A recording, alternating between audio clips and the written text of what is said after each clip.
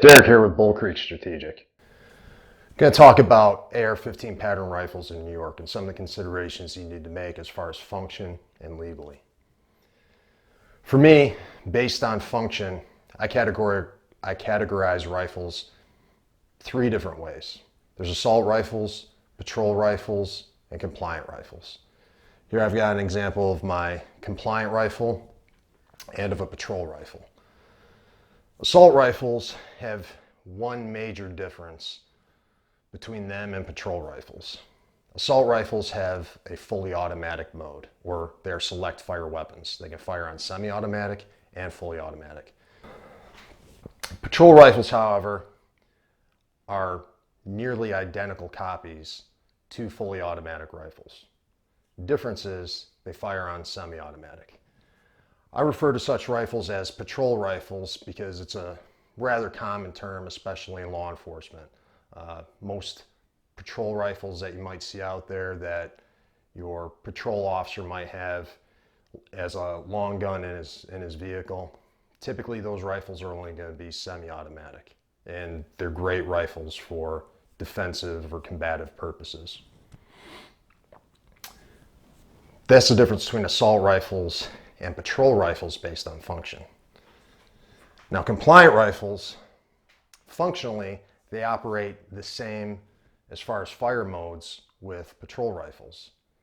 This rifle is still 5.56 caliber, still uses the same magazines as this rifle, and it's semi-automatic.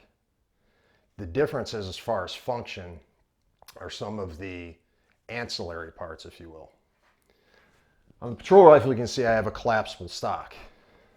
This rifle has a fixed stock. This rifle also has a muzzle device. This happens to be a flash hider. This rifle does not. The thing with compliant rifles in New York after the SAFE Act was enacted in 2013, there's three main features that you have to worry about with your rifle.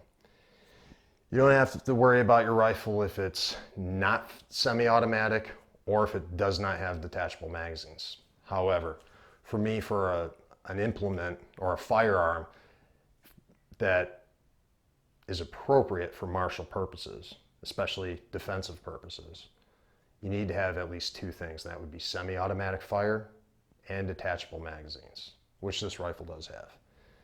If you have a rifle that has semi-automatic fire and detachable magazines, you need to make sure that you have a fixed stock,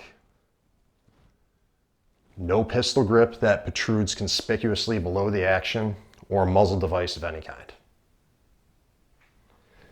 Patrol rifle, this one, it has a pistol grip, it has a collapsible stock, and it has a flash hider. Legally, the legal definition under New York state law is that this patrol rifle is also an assault rifle because it has three or any one of these features. If it has any muzzle device, that automatically makes the rifle an assault rifle. If it has a pistol grip, it's an assault rifle. If it has a telescoping stock, it's an assault rifle. It can have any one of those things. If this rifle had any one of those things, it would be illegal. I should also mention bayonet lugs. Neither of my rifles have bayonet lugs. The science of combat has kind of moved forward, and if your threat is getting inside the distance of your rifle or close to contact distance and fire your rifle is no longer appropriate, it's time to transition to a secondary or tertiary weapon. Enough said. No need for bayonet lugs. So we'll start with the patrol rifle. I'll go into a little bit more detail about the features on here that are forbidden and why they're there and the purpose behind them. So this is a collapsible stock, and what makes it collapsible is the fact that I can sit here and adjust it on the fly. What's the purpose for that? Well, when necessary, you can adjust the length of pull or the distance from the buttstock to the face of the trigger when needed. Why would you need to adjust the length of pull? Well, if somebody else were to pick up this rifle of somewhat smaller stature, they might not want to have the stock extended out quite as far. Okay. Another reason is if I'm wearing some sort of body armor, right? It's taking up a lot of space on my chest where I mount the rifle. Or being as we're from New York, right, out here towards Buffalo, we're kind of known for our winter, so I might be wearing some heavy clothing. If that's the case, then I might want to adjust my stock forward a little bit so I have a similar length of pole to make up for all that material that's going to be taking up that space, right? That's the benefit of a collapsible stock. A handguard or a pistol grip, okay? The pistol grip here, pistol grips do a lot to make the firearm more user-friendly as far as using it one-handed. If I have to do manipulations with the rifle one-handed, it makes it much easier to control this rifle.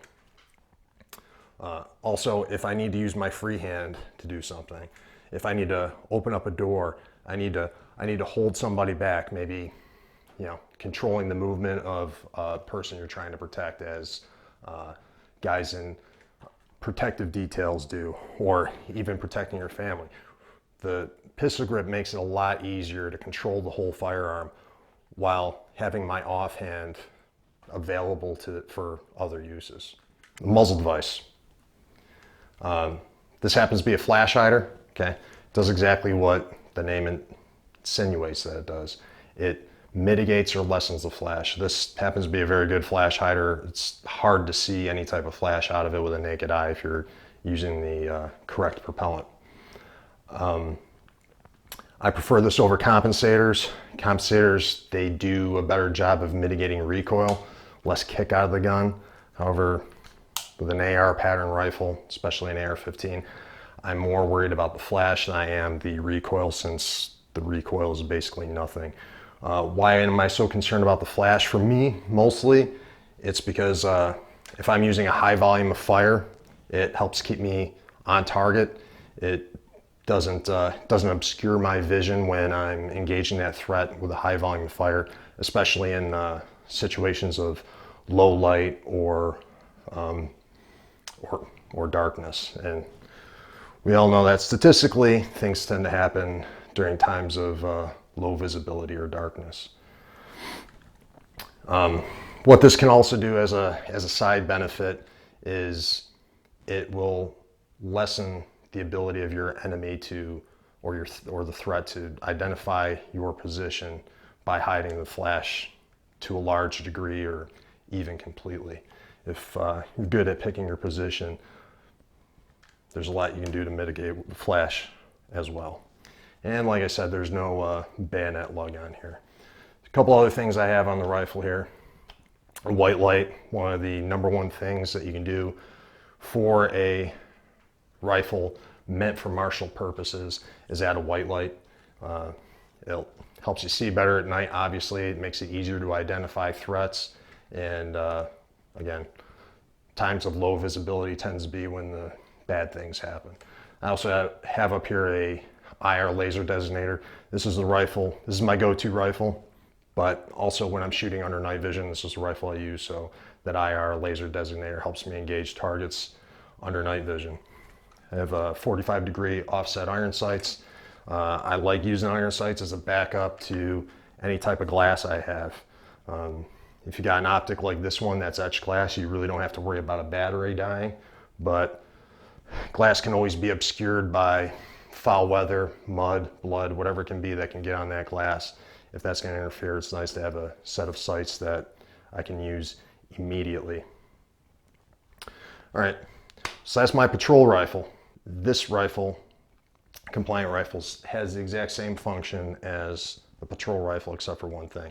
I have a crossbolt safety instead of a lever safety that you might see on a normal AR. But magazine releases in the same way. It's a little bit further forward from the trigger guard than you might normally see. Still use the charging handle. Again, on this rifle, I have a white light here. This is not a foregrip, this is a hand stop. And the reason that I use hand stops both on my patrol rifle here and on my Compliant rifle, it gives me a consistent place to put my hand.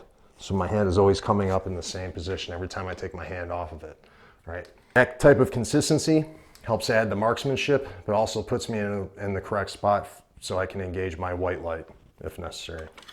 I have a 1:6 variable power scope up here. We'll be talking about those extensively in another video. So this rifle doesn't have the collapsible stock, so it's not quite as convenient to use as a patrol rifle, but will it work? Sure. It's kind of a long rifle, but there's a lot of things that you can do to make up for this longer stock. It's a little bit of a hassle, or it can be, but it's definitely something that can be worked around. All right, attachable magazines, got to have them. If there's anything mechanically that's going to fail on a rifle or even a handgun that uses magazines, typically it's going to be that magazine that's going to be the problem first if there's going to be a mechanical failure. So the number one remedy is just to get rid of that magazine and toss in a new one. That's why we carry extra magazines. The pistol grip. One of the things you'll notice about the grip here, this hunting style grip, the biggest difficulty it gives me is I can still wrap my hand around this rifle and use it one-handed. It's still very controllable. However, if I'm using it like this broken wrist that you see here makes it a lot more difficult to handle the rifle one-handed. Also too, if I have this hammer grip, okay, where I'm not breaking the wrist, there's less control over this rifle since the stock isn't flat against my forearm. Setting down the compliant rifle for a second, just to reiterate, with the pistol grip, my knuckles are in line with my wrist, right? You can see how I have that good, strong hammer grip.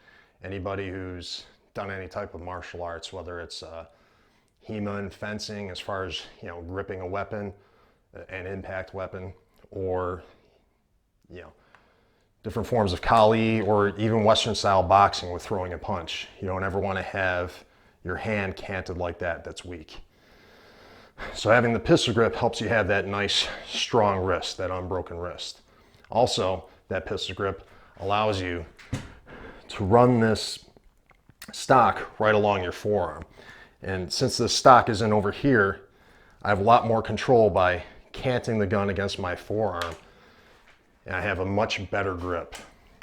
Compare and contrast, if I try to keep that grip where my knuckles are in line with my wrist, you can see how the stock is not against my forearm. I have to use that broken wrist again. All right. That's the biggest thing about a pistol grip. Is it a deal breaker? No. Does that make this rifle ineffective for combat use?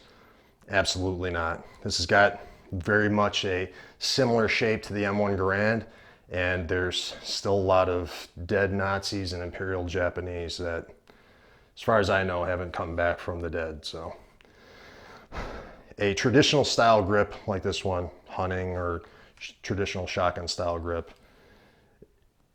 it'll do you well as long as you train with it. All right, lastly, the lack of a flash hider. Okay. The thing about that is, with a normal crown barrel like this one, a hunting style barrel, it is a convenient thing to have a muzzle device, whether you run a flash hider or a compensator or even a suppressor. Even if the barrel's threaded, sometimes I've seen threaded barrels out there that don't have a muzzle device on them. If it's a threaded barrel, under New York state law, that's still going to make this considered an assault weapon. So make sure it's a crown barrel without a thread. Lack of a muzzle device really doesn't matter. Like I said, with this type of rifle, it shoots 5.56. That's the caliber it uses. Not a lot of recoil with that, so I'm really not desperate for a compensator. We're shooting 50 BMG. A compensator is almost a requirement for that type of rifle. But compensator, not terribly necessary. A flash hider would be a real nice to have, but again, it's not the end of the world. You go back to the same example, the M1 Garand. Until Korea, they really didn't start experimenting with muzzle devices till the end of World War II or Korea with the M1 Garand, and there's still a lot of bad guys dead who probably saw some muzzle flashes, but there was muzzle flashes all over the place. Really wasn't that big of a deal. So those features, not total deal breakers, okay? Fixed stock, traditional style grip, not a pistol grip that protrudes conspicuously below the action, and no muzzle device. And no bayonet lug. We don't need bayonets anymore. Learn how to run a blade and a sidearm. That being said, magazine capacity, right? A compliant rifle in New York State, you're gonna be running a 10-round magazine. Some places are okay with you putting in 7 rounds. Some places are okay with you putting in a full 10.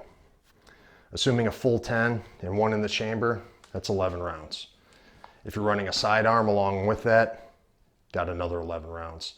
That's still a lot of firepower when you're defending your home. So, is the magazine a huge problem for me? No, not really. And for those parts up north or further east in the state where you might be stuck with that 7-round limitation, you can only put 7 rounds in your 10-round magazine. Well, think of it this way. Got 7 rounds in the magazine, you basically got the same firepower as the M1 Garand. If it's 7 rounds and 1 in the chamber, you've got 8 rounds just like the M1 Garand would.